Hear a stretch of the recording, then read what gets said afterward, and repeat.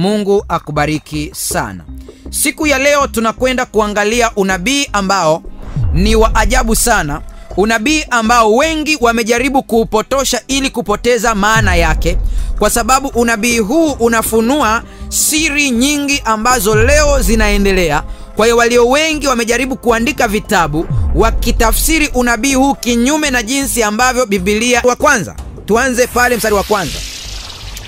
Anasema, katika mwaka wa kwanza wa Belshaza mfalme wa Babel, Danieli aliona ndoto na maono ya kichwa chake kitandani mwake.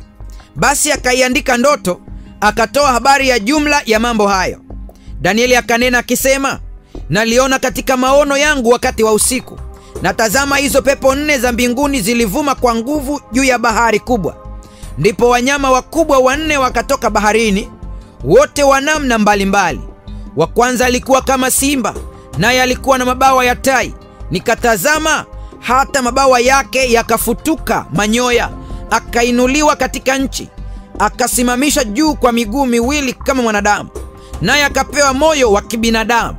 Na tazama, mnyama mwingine wa pili kama dubu, naye aliinuliwa upande mmoja,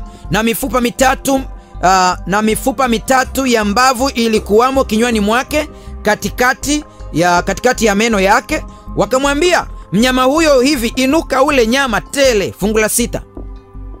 Kisha nikatazama, na kumbe mnyama mwingine kama chui, naye juu ya mgongo wake alikuwa na mabawa 4 kama ya ndege. Mnyama huyo alikuwa na vichwa 4, akapewa mamlaka. Fungu la 7. Baadaye nikaona katika njozi ya usiku, na tazama, mnyama wa 4 mwenye kutisha, mwenye nguvu, mwenye uwezo mwingi, naye alikuwa na meno ya chuma makubwa sana. Alikula na kuvunja vipande na kuyakanyaga mabaki kwa miguu yake, na umbo lake lilikuwa mbali kabisa na wale wa kwanza, naye alikuwa na pembe 10. Fungu la 8. Nikaziangalia sana pembe zake, na tazama, pembe nyingine ikazuka kati yao, nayo ilikuwa ndogo, ambayo mbele yake pembe 3 katika zile za kwanza zikang'olewa kabisa. Na tazama, katika pembe hiyo mlikuwa na macho kama macho ya mwanadamu, na kinywa kilichokuwa kikinena maneno makuu. Nikatazama, hata viti vya enzi vikawekwa, na mmoja aliye mzee wa siku ameketi. Mavazi yake alikuwa meupe kama theluji, na nywele za kichwa chake kama sufu safi. Kiti chake cha enzi kilikuwa miali ya moto, na gurudumu zake moto uwakao. Fungu la 15. Basi mimi Danieli, roho yangu ilihuzunika mwilini mwangu, na hayo maono ya kichwa changu yakanifadhaisha. Nikamkaribia mmoja wa hao waliosimama karibu, nikamuuliza maana ya kweli ya hayo yote. Basi akaniambia, akanijulisha tafsiri ya mambo hayo. Fungu la 17. Wanyama hao wakubwa walio 4 ni wafalme 4 watakaotokea duniani. 18. Lakini watakatifu wake aliye juu wataupokea ufalme na kumiliki wa ufalme milele, naam, hata milele na milele.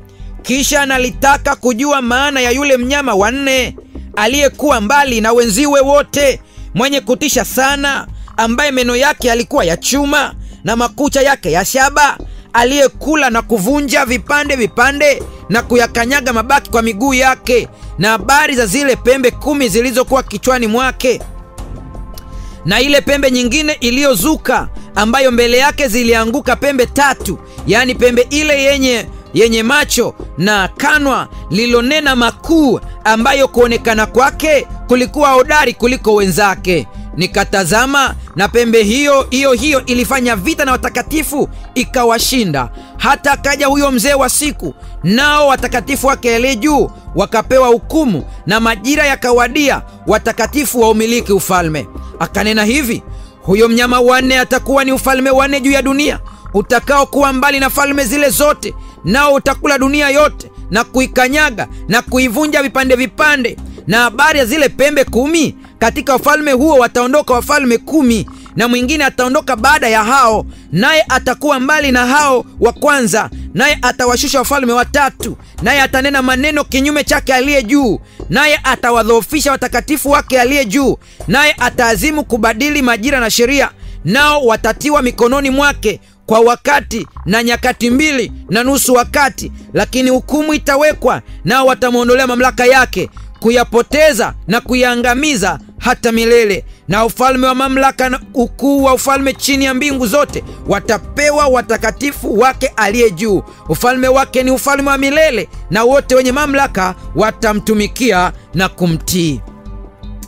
Mpendwa msikilizaji, katika sura ya 7 ya kitabu cha Danieli ni sura ambayo imejaa siri za ajabu sana.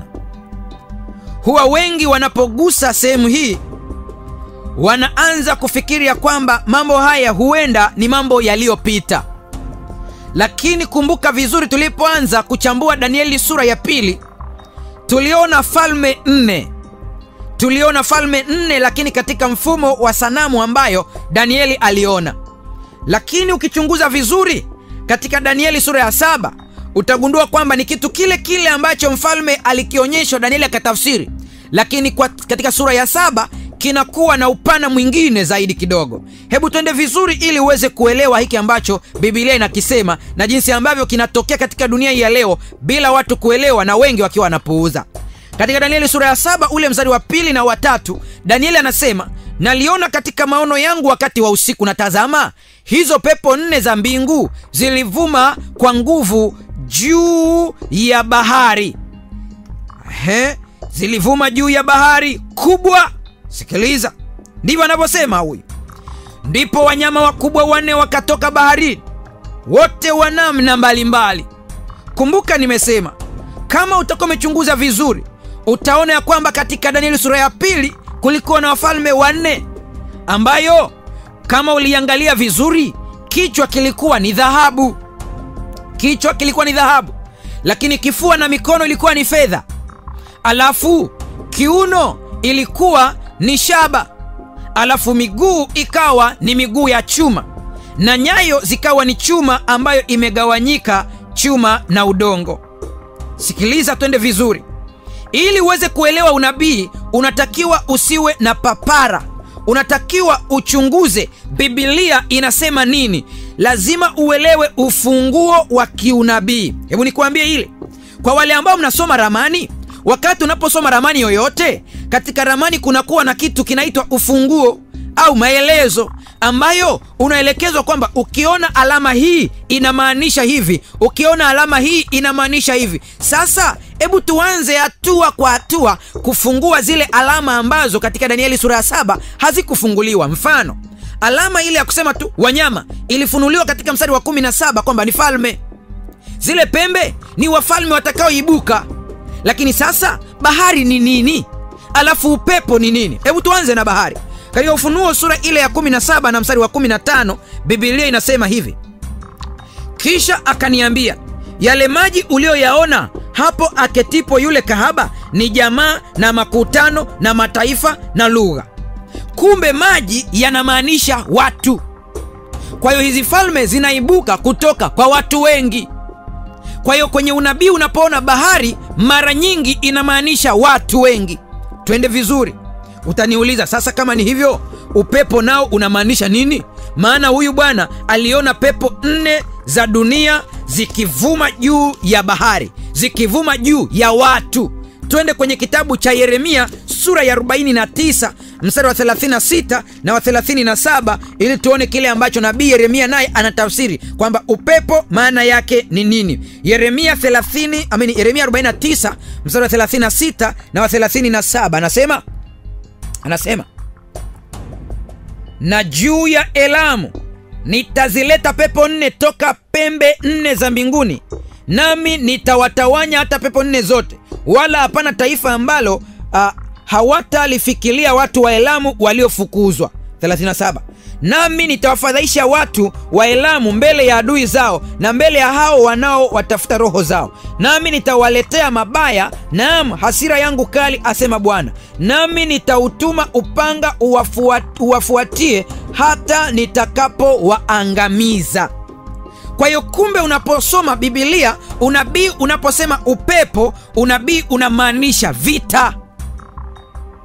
Kwa hiyo vita vilikuja juu ya watu wengi. Maana inasema kwamba upepo ulivuma juu ya bahari, lakini wakatokea wanyama, yani falme zikatokea. Unajua, unanisikiliza unaweza kusema, kwani sasa inakuwaje wanyama wamaanishe ufalme? Hata sisi taifa letu linawakilishwa na twiga. Unapoenda Marekani wanawakilishwa na tai. Ukienda Uganda kuna ndege anawakilisha. Kwa hiyo kila taifa lina mnyama ambaye anawakilisha. Sasa hawa wanyama wanne ni mataifa manne, falme nne ambazo zinaibuka. Hebu tuanze kuangalia falme moja moja na tutaangalia historia nayo pia inasema nini. Danieli 7 fungu la 4. Wa kwanza alikuwa kama simba, naye alikuwa na mabawa ya tai. Nikatazama hata mabawa yake yakafutuka manyoya. Akainuliwa katika nchi, akasimamishwa juu ya miguu miwili kama mwanadamu, naye akapewa moyo wa kibinadamu. Hebu tuangalie vizuri tu unabii unavyokwenda. Danieli sura ya 2 tuliona mfalme wa kwanza ambaye alitokea. Danieli alionyeshwa akiwa na kichwa cha dhahabu, ulikuwa ni ufalme wa Babel. Na huku tunaangalia mfalme wa kwanza ni Babel pia. Simba alikuwa anawakilisha Babel au Babylon au Iraq ya leo. Na tunamuona anapewa moyo wa mwanadamu, inamaanisha utu. Kwa hiyo Babel wakati inaanza, mfalme wake alikuwa ana utu, alikuwa na moyo kama moyo wa mwanadamu, alikaa vizuri na watu. Babeli ilitawala mwaka wa 605 hadi mwaka wa 539 kabla ya kuzaliwa Kristo. Kwa hiyo tayari mnyama wa kwanza ambaye ni simba, ambaye ni Babel, utawala wake ulishapita tayari.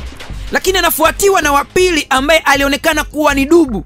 Lakini dubu huyu alikuwa ana mguu mmoja ulionyanyuka. Kumbuka katika sanamu ile ambayo tuliona, sehemu ambayo iliyofuatia kifua kilikuwa na mikono miwili, na dubu huyu anaonekana na mikono miwili pia. Mkono mmoja huko juu na mwingine unaonekana huko chini kidogo.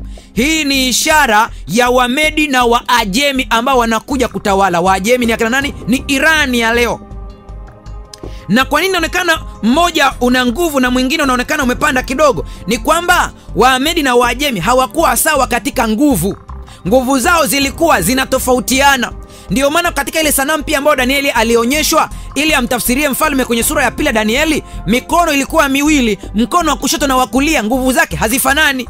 Kwa hiyo unaona kwamba sanamu na wanyama wanne vinapelekana vizuri kama ilivyo. Alionyeshwa utawala wa Umedi na Uajemi. Utauliza sasa, mchungaji, tumeona huyu dubu naye ambaye Danieli sura ya 7 mstari wa 5 anasema, natazama mnyama mwingine wa pili kama dubu, naye aliinuliwa upande mmoja na mifupa mitatu ya mbavu ilikuwamo kinywani mwake katikati ya meno yake. Wakamwambia mnyama huyo, hivi inuka ule nyama tele.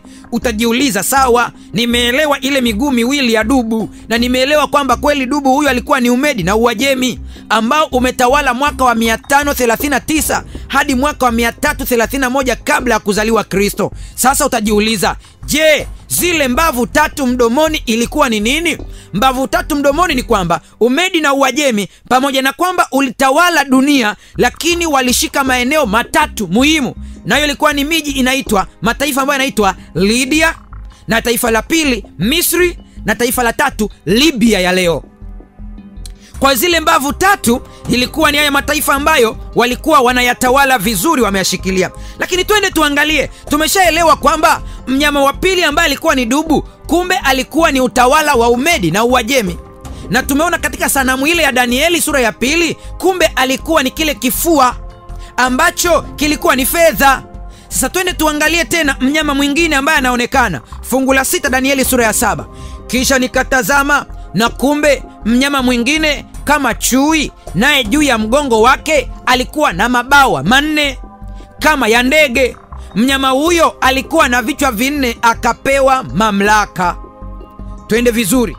Ukiangalia huyu ambaye ni sawa na chui, anafanana kabisa na yule ambaye alifuata katika ile sanamu ya mfalme aliyoiota, katika upande wa mapaja ya ile sanamu na kiuno chake, ambayo ilikuwa katika kiuno chake alikuwa ni rangi ya shaba, rangi ya shaba tena, ambayo ulikuwa ni utawala wa Uyunani.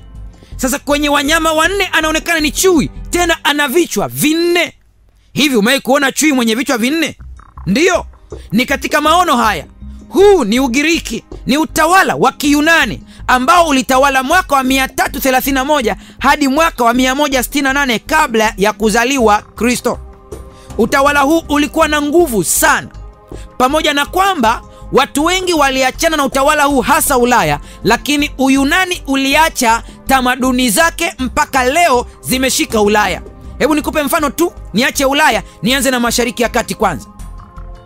Wakosoaji wa Biblia wanasema, mbona Agano Jipya limeandikwa kwa lugha ya Kiyunani wakati wale mitume wa Yesu walikuwa ni Waebrania? Sikiliza nikwambie, zama zile pamoja na kwamba Rumi ndio ilikuwa inatawala, lakini lugha ya mawasiliano ilibaki kuwa ya Kiyunani.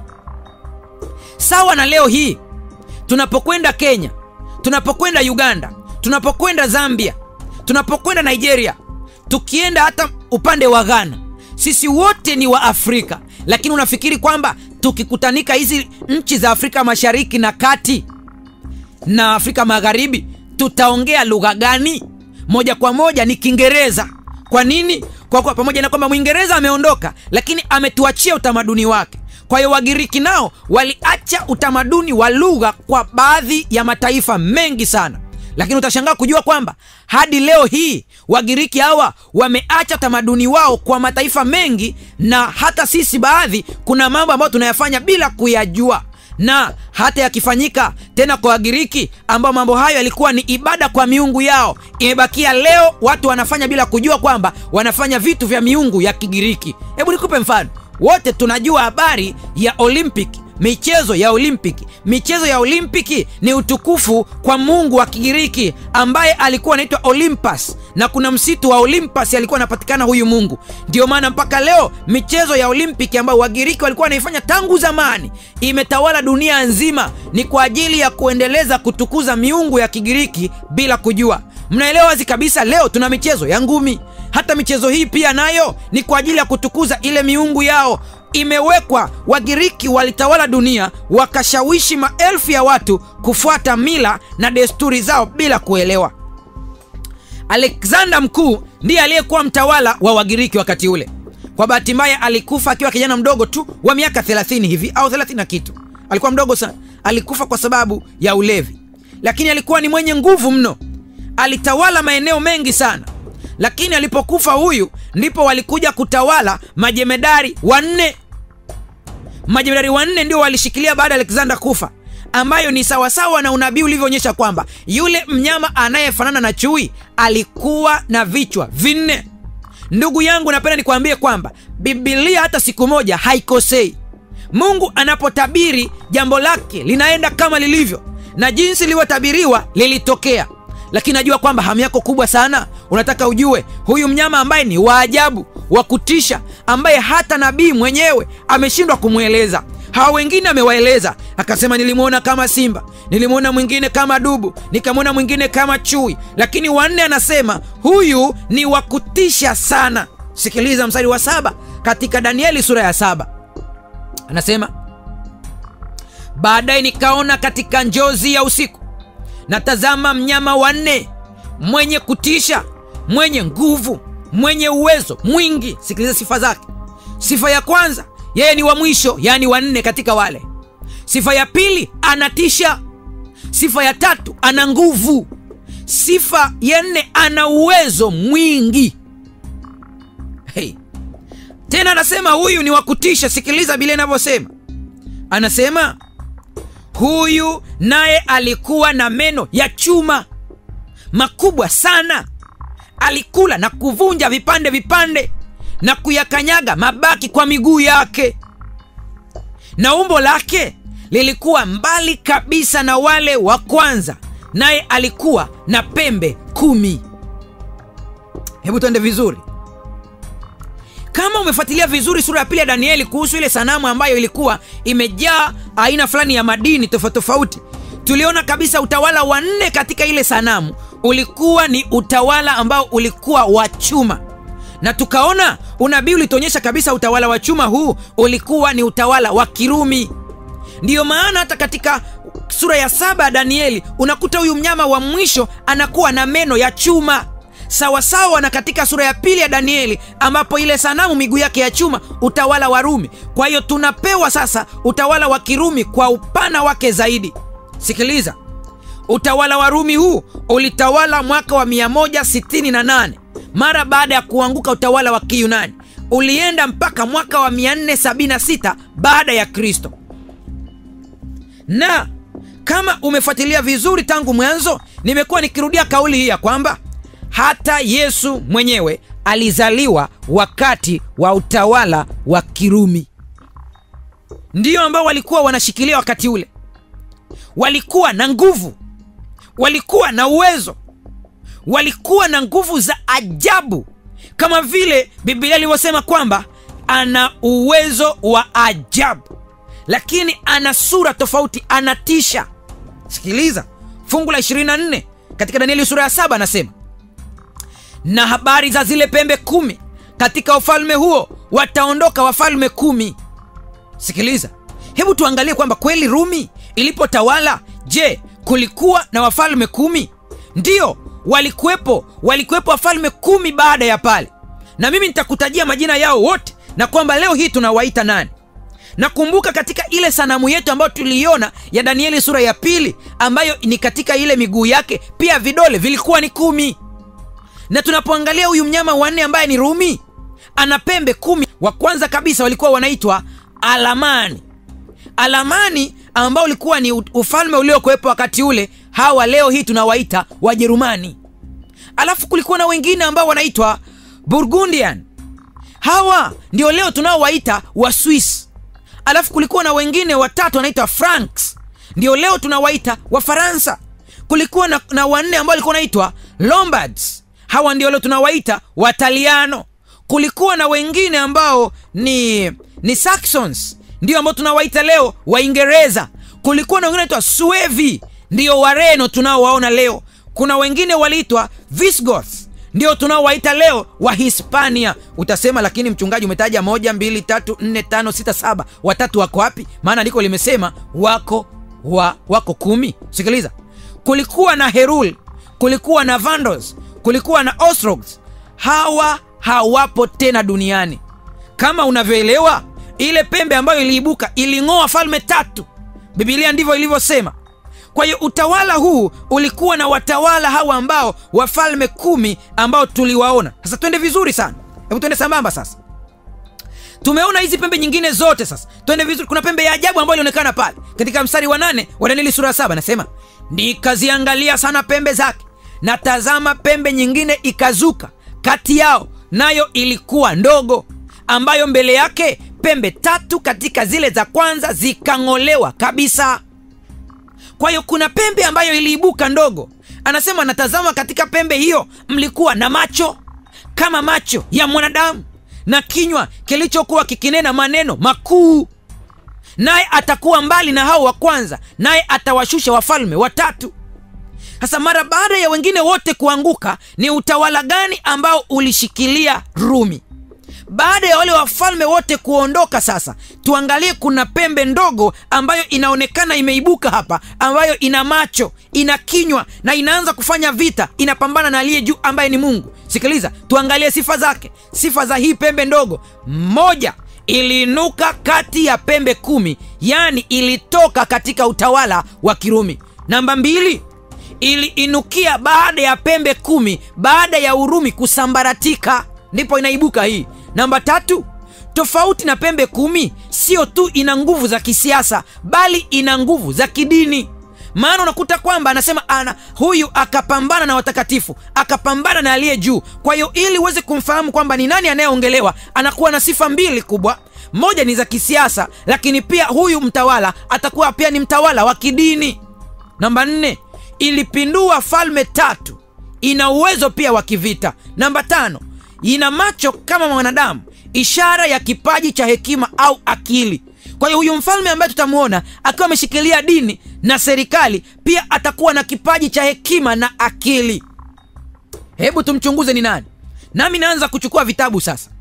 Kama nilivyokuahidi, nitakuwa na nukuu vitabu zaidi kuliko kuongea maneno yangu, ili uone historia ilivyokuwa inathibitisha kile ambacho Biblia inasema. Ni utawala gani ambao uliibuka ukiwa na hizi sifa, ili tuone kwamba kumbe ndio ile pembe ndogo ambayo inatajwa.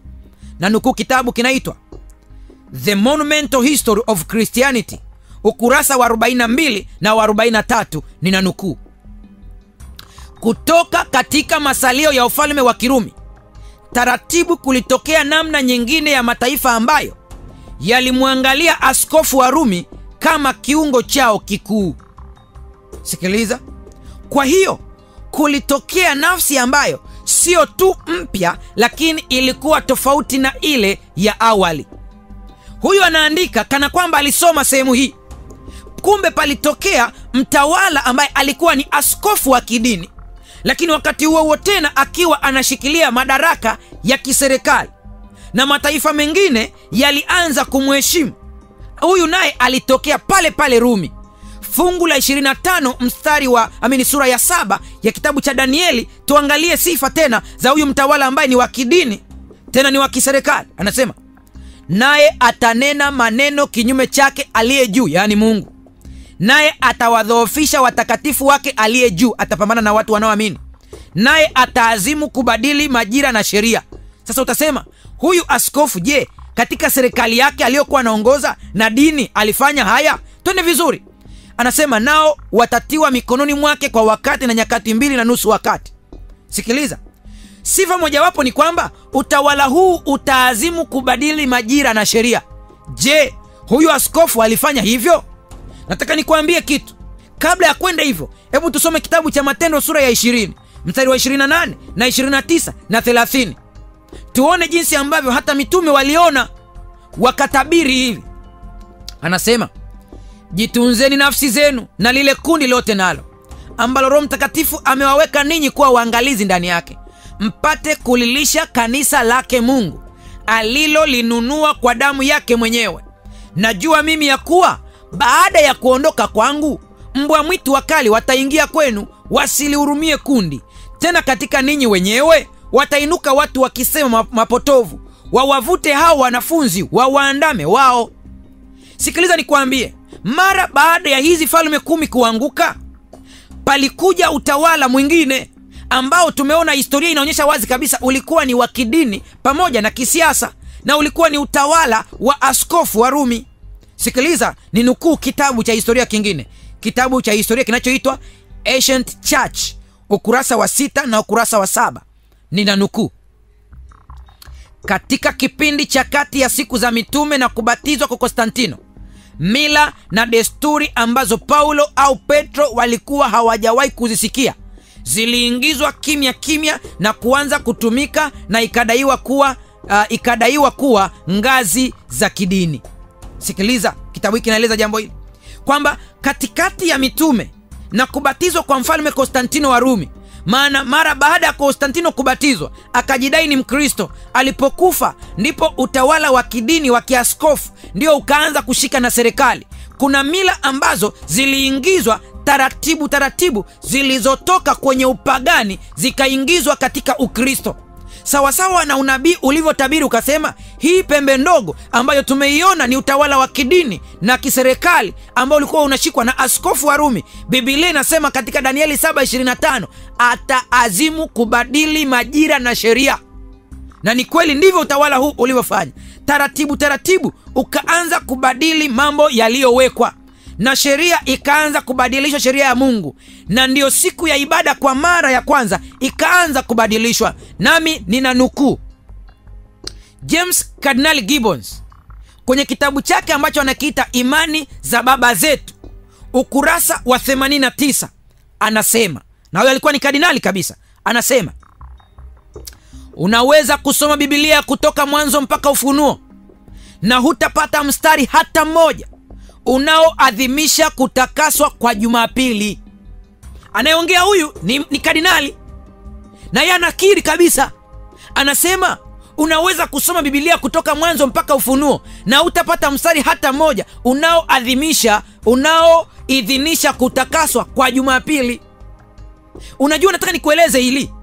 Biblia ilitabiri kwa Danieli 7 mstari wa 25 ya kwamba huyu anayekuja pembe ndogo atabadili majira, atabadili na sheria ya Mungu. Mara tu tunapogusa somo hili la kuelezea uwazi wa siku ya ibada, panakuwa na malalamiko mengi sana kwa viongozi wa kidini, wakisema acheni kuhubiri hiyo iacheni, kwa sababu mtu anaweza kushika chochote kile anachotaka. Mnahubiri siku. Sikiliza, hatuhubiri siku, tunahubiri unabii ambao ulitabiriwa kwamba hii itabadilishwa na imebadilishwa. Tatizo ni kwamba waumini walio wengi hawajui hizi siri, hawaelewi, ndio maana wamepotoshwa, maana vitabu vingine hivi hawana. Lakini naamini kabisa viongozi wa kidini wanajua ukweli, ila wameamua kufumba macho. Sikiliza kitabu hiki kinavyosema, ukurasa ule wa 89, nasema Biblia inaamuru kuabudu siku ya Jumamosi au siku ya Sabato. Huyu ameandika hapa ni kardinali, sio mimi. Yeye ni mtu mkubwa katika dini yake, lakini anaeleza ukweli jinsi anavyofahamu.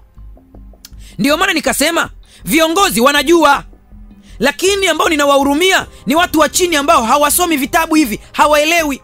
Wao wameambiwa kwamba achaneni na hao wanaohubiri siku, ili wasielewe ukweli. Nami leo nimeamua nitanukuu tu vitabu vile vya hao wengine, uone jinsi ambavyo vinaongea ukweli na jinsi ambavyo waumini wengine hawana vitabu hivyo, kwa hiyo hawajui. Na nukuu kitabu kingine, Katekisimu ya Waumini, imeandikwa na Peter Germin.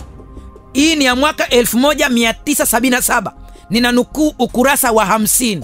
Kuna sehemu ina swali, ameulizwa kwenye kitabu hiki Katekisimu, anauliza, anasema siku ya Sabato ni ipi? Anajibu huyu bwana, anasema Jumamosi ni siku ya Sabato.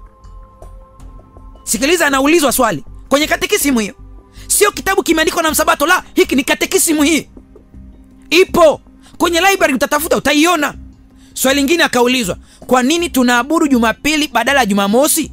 Jibu anasema kwa sababu kanisa la Katoliki lilihamisha utukufu kutoka Jumamosi kwenda Jumapili. Hiyo nimenukuu, nimeacha. Sikiliza, na mimi nimesema leo nitakunukulia vitabu hivyo tu ili uone kile ambacho umefichwa we kama muumini. Hii vitabu hupewi ili uvione, mpaka uende maktaba utaviona, siri zimejaa humo.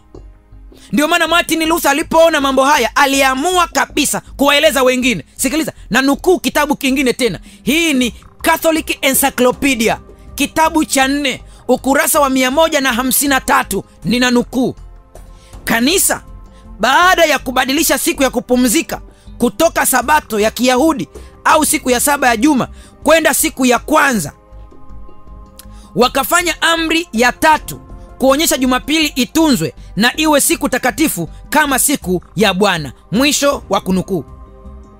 Kwa hiyo kile ambacho nabii Danieli amekitabiri kwenye sura ya 7 mstari wa 25 kwamba huyu pembe ndogo ambaye tumeona kwamba ni utawala wa kidini na kiserikali ambao alikuwa ni askofu wa Rumi utabadili majira na sheria, Catholic Encyclopedia nayo inasema hivyo hivyo, kwamba kanisa ndilo lilibadilisha, likabadili sheria ya Mungu, likatoka siku ya ibada ya 7, siku ya 7 ikapelekwa siku ya kwanza, yani Jumapili. Na siri hii walio wengi wanafichwa. Nina nukuu tena kitabu kingine uone jinsi ambavyo vinaweka bayana kabisa. Hiki kimeandikwa na Karl Kinting, kinaitwa Catholicism and Fundamentalism, ukurasa wa 38. Kimeandikwa mwaka wa 1988. Utakipata maktaba, kipo. Kinasema hivi, nami nina nukuu: walokole wanakutana na kuabudu Jumapili, huku hakuna ushahidi katika Biblia kwamba Jumapili ilifanywa kuwa siku ya kuabudu. Sabato ya Kiyahudi au siku ya kupumzika ilikuwa Jumamosi. Kanisa Katoliki ndilo lililoamua Jumapili iwe siku ya kuabudu kwa Wakristo ili kuadhimisha kufufuka kwa Yesu. Mwisho wa kunukuu. Ndugu yangu msikilizaji, hayo sio maneno yangu, nimenukuu kitabu ambacho kimeandikwa na wanahistoria, wamechunguza haya, nao wanasema wazi kabisa Danieli 7 inaongea ukweli kwamba utawala huu wa Kirumi ya Kikristo ambao utakuwa chini ya askofu wa Rumi utabadili sheria ya Mungu. Lakini wengine wamefuata tu bila kujua hata historia yake, na wameambiwa achana na hayo mambo. Jiulize, kwa nini naambiwa achana nayo? Kuna siri gani humo? Naendelea kunukuu katekisimu ya waumini ambao nilianza nayo. Swali: Waprotestanti wanapofanya kazi Jumamosi au siku ya 7 ya juma, je, wanafuata Biblia kama ndiyo mwongozo pekee inayowaongoza katika kufanya hilo? Sikiliza katekisimu ya waumini inajibu, sio mimi, na nukuu. Anasema hivi: kinyume chake, wanaruhusu mila tu. Kwa kufanya hivyo, kwa kutotunza Jumamosi, wanavunja moja ya amri za Mungu ambayo katika msimamo wao haijafutwa. Ikumbuke siku ya Sabato uitakase, Kutoka 20:8, mwisho wa kunukuu. Mpaka katekisimu ya waumini imeweka wazi. Nataka nikuambie hivi ndugu yangu, ugomvi ambao unausikia hata leo, masomo yote yatafundishwa, hayatakuwa na mgogoro wowote, lakini mara unapoanza kugusa somo kuhusu siku ya ibada, amri ya Mungu, mashambulizi yataanza. Wewe mchungaji unahubiri siku, wewe unafanya hivi, wewe acha, hiyo haina kazi. Kwa nini mashambulizi yaanze? Kwa sababu siri inafunuliwa ya yale mambo ambayo shetani hapendi afunuliwe, ambayo ni miungu inayoabudiwa katika vazi la Kikristo, wala sio Mungu wa mbinguni. Sikiliza na nukuu kitabu kingine tena, kinaitwa Canon and Tradition, ukurasa wa 263. Nacho pia kinathibitisha kile ambacho kimetajwa kwenye Danieli 7:25. Ninaanza kunukuu, anasema: kwa hiyo mamlaka ya kanisa hayakuweza kuzuiwa na mamlaka ya Biblia, kwa sababu kanisa lilibadilisha Sabato kwenda Jumapili, sio kwa amri ya Yesu, lakini kwa mamlaka ya kanisa lenyewe, mwisho wa kunukuu. Kumbe mpaka vitabu vyote vinaeleza kabisa kwamba jambo hili halikuwepo hapo mwanzo, lilibadilishwa. Narudia, nasema hivi, waumini wengi hawajui haya mambo, lakini naamini viongozi wanajua. Katika Malaki 3:6 Biblia inasema, kwa kuwa mimi ni Bwana, sina kigeugeu. Mungu aliyeweka kwamba watu wapumzike siku ya 7 hana kigeugeu. Hata kama utafute mafungu kwenye Biblia mengi ya kutetea hoja yako wewe ya kwamba hapa ulipo uko sawa, unatafuta kichaka cha karanga, lakini Biblia yote imeweka bayana. Amri ya kubadili Sabato kutoka Sabato kwenda Jumapili ilitolewa na kanisa la Rumi, ndilo lililobadili. Kwa hiyo Waprotestanti wengine wote wanafuata bila kujua. Sikiliza, John Eddy kwenye kitabu chake kinaitwa A Bible Encyclopedia, ukurasa wa 561, nami ninanukuu, anasema: Sabato, neno la Kiebrania lenye maana ya kupumzika. Jumapili ilikuwa jina lililotolewa na wa mataifa kwa siku ya kwanza ya juma, kwa sababu ilikuwa siku ambayo waliabudu jua, mwisho wa kunukuu. Ndio maana mpaka leo siku ya Jumapili kwa Kiingereza inaitwa Sunday, yani siku ya jua.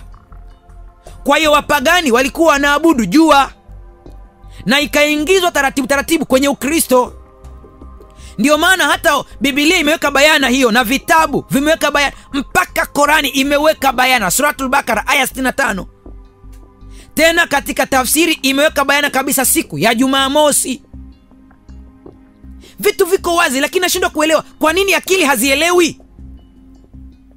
Na mtu akiambiwa ukweli ili auelewe, anakimbia kwenye kichaka cha karanga, anasema hiyo ni siku tu. Hata Adamu walipoambiwa wale matunda yote, lakini mti mmoja wasile, waliona tu si mti tu, na walipokula waliona madhara yake.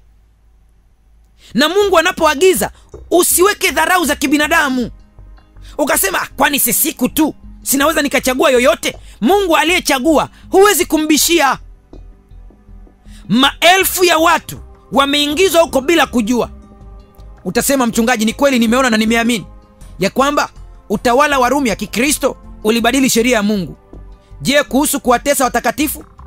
Sikiliza, nayo pia ilifanya hivyo. Mamlaka ya kidini iliwatesa watakatifu, iliwatesa na hata iliwaua wengi sana. Sikiliza, taratibu mambo yalianza kubadilika. Wayahudi walikuwa wanateswa. Viongozi kadhaa wa Kikristo walitaka kujitofautisha na Wayahudi. Konstantino alipitisha sheria ya kwanza ya Jumapili. Sikiliza. Konstantino ambaye alikuwa ni mtawala huyu, alipitisha sheria ya kwanza ya Jumapili ili kuunganisha himaya yake, na Wakristo nao walikubali ili watofautiane na Wayahudi. Sikiliza nikwambie, amri ya kwanza kabisa ya kupumzika Jumapili kama sheria ilianza mwaka wa 321 baada ya Kristo. Kwa hiyo Kristo ameondoka na wala hakuacha hayo mambo. Aliondoka ameacha ibada sahihi kabisa, lakini alibadilishwa katika siku ya pekee. Na mnukuu Konstantino alivyoandika, katika siku ya pekee ya Jumapili mahakimu na watu wanaoishi mijini wapumzike. Ndivyo alivyosema Konstantino, na viwanda vyote na maduka yote yafungwe. Sikiliza nikwambie ndugu yangu, katika baraza la Laodikia, kanon ya 29, walikaa viongozi wa kidini wakasema, Wakristo wasifanye Kiyahudi kutunza Sabato na kukaa bila kazi siku ya Sabato, bali wafanye kazi siku hiyo, lakini siku ya Bwana waitunze. Ni ipi? Wanaoisema hapo ni Jumapili. Unajua shetani ni mjanja sana, anaweka udanganyifu hapo kidogo ili Wakristo waanze kujiona kwamba wao wamepewa Jumapili, lakini si kweli. Mungu alitoa Sabato kwa wote. Kwa hiyo utakavojaribu kujitetea kwa namna yoyote, bado dhamira yako inakushitaki kwamba umevunja. Kwa sababu hii ililetwa na Konstantino. Shetani alidanganya tangu malaika, theluthi akaichukua, na leo tena amewadanganya wanaume na wanawake kwa njia mbalimbali kwa karne nyingi. Mojawapo ni njia hiyo ya kuwadanganya kwamba eti Mungu aliondoa Sabato. Nikupe siri ambayo iko mbele na utaiona kwa macho yako. Kwa vile Mungu anajua kabisa siku ya saba inamtangaza yeye kuwa muumbaji, yani siku ya Sabato, na siku ya Jumapili inatangaza heshima kwa Mungu jua, pambano hili la ibada hizi mbili litaendelea kama zamani ilivyokuwa kanisa lilivyoanza kutesa Wakristo waliosimamia ukweli. Mabilioni ya Wakristo wakauawa, mabilioni wakachomwa moto, mabilioni walinyongwa, mabilioni wakawekewa sumu kwa sababu tu ya kusimamia ukweli, wakachinjwa wengine. Huko tunakoenda tena, pambano hili linaanza tena na tena, hasa wakati huu wa kusingizia mporomoko wa uchumi. Habari ya ibada ya siku ya Sabato itaanza kupuuzwa, na taratibu taratibu watu watalazimishwa kupumzika siku ya Jumapili kama zamani unabii ulivyosema. Utasema hiyo haitatokea. Nataka nikwambie hivi, imeshatokea. Bunge la Ujerumani limeanza kupitisha, na Januari wanaanza sheria hizo, taratibu taratibu zinaanza kuingia. Brazil nayo ilifuata. Unabii ulivyotabiri ya kwamba kutakuwa na kitu ambacho kitakuja mbele kinaitwa chukizo la uharibifu, imeanza. Nitalitafsiri zaidi kwenye kipindi kitakachofuata tunapogusa chukizo la uharibifu. Lakini kwa ujumla ni kwamba watu wameingizwa katika ibada za kipagani wakifikiri ya kwamba ni za Kristo, lakini hazipo. Nimekuambia, tafuta katika Biblia kuanzia Mwanzo mpaka Ufunuo, hutaona fungu hata moja linalohalalisha kwamba watu waache kupumzika siku ya saba, wapumzike siku ya kwanza ya juma, yani Jumapili. Hutaona fungu.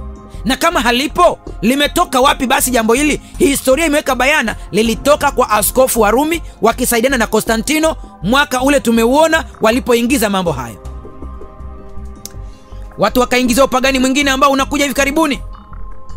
Ni sherehe ya Christmas ambayo historia iko bayana kabisa. Nimekuambia ni kuzaliwa kwa Mungu Tamuzi, aliyezaliwa tarehe 24 mwezi wa 12 kuamkia tarehe 25, lakini ikaingizwa kwenye Ukristo taratibu taratibu mpaka leo ulimwengu mzima unasherekea Christmas. Tena ujue Tamuzi katika historia alikuwa ni mungu wa mimea na mazao. Ndio maana mpaka leo katika Christmas kunakuwa na mti wa Christmas. Nachunguza vizuri utaona kwamba ni Mungu, lakini la hasha, watu wanamtukuza Mungu Tamuzi ambaye sio Mungu wa mbinguni, wala Yesu hakuzaliwa tarehe hizo. Kasome Biblia yako Mwanzo mpaka Ufunuo, ukipata fungu moja tu linalosema amezaliwa tarehe hizo, nitumie nami nitakanusha niliyoyasema. Watu wamekuwa mpaka na miti ya Christmas bila kujua asili yake ni nini. Ni kumtukuza Mungu wa mimea na mazao, yani Tamuzi. lakini ukaambiwa ni Yesu aliyezaliwa. Na ukichunguza vizuri, hata wakati wa Christmas mara nyingi sana Yesu anawekwa amezaliwa katika kapango hivi. Picha nyingi za hori la ng'ombe ni chache, lakini nyingi kwenye kapango hivi. Watu wameingiziwa vitu ambavyo hawavijui. Jioni ya leo, msikilizaji wangu, ninakupa wito. Chagua kufuata Biblia au kauli za wachungaji, kufuata Biblia au kauli za kanisa lako, kufuata Biblia au mapokeo yako. Angalia nini unachokifuata. Yesu anasema, mimi ndimi njia na kweli na uzima. Mfuate Yesu uweze kuokolewa. Na kwenda kuomba kwa ajili yako sasa, na baada ya hapo nitakutajia namba ya mawasiliano ukiwa na swali ama ushuhuda wote. Tuombe. Baba na Mungu wetu, msikilizaji amesikia ukweli na ameuelewa. Roho Mtakatifu aendelee kuwa ndani yake ili amuonyeshe ukweli huu kwa nguvu zaidi na afanye maamuzi. Na siku ya Sabato tunapokwenda kubatiza, awe mmojawapo kati ya wale ambao watabatizwa. Mungu, endelea kumgusa, endelea kumbariki. Kwa neema yako tumeomba, amina. Namba ya mawasiliano ni 0764 600 120.